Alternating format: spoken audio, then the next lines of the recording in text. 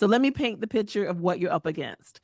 It is my understanding that the Robert Wood Johnson Foundation gets over 3,000 LOIs every funding cycle, and there are multiple funding cycles per year. I understand that they get over 3,000 LOIs every funding cycle, and out of that pool, they maybe invite another 150 to 200 of them to submit for proposals. So that's a 95% rejection rate at the LOI stage.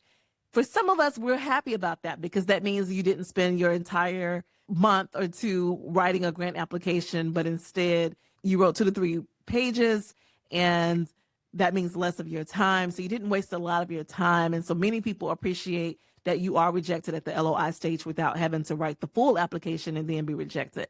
But you still need to recognize that a lot of people are submitting LOIs.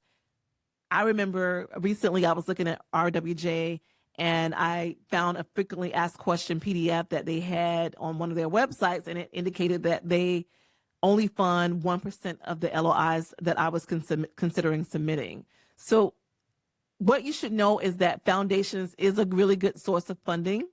I think you should be considering it, but you should also know that many foundations are receiving a lot of LOIs. LOIs are required, and they are receiving a lot of LOIs. And so it is a very competitive process.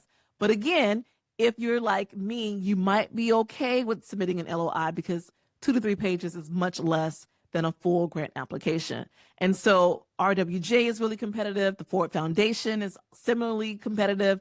Gates Foundation is probably even more competitive.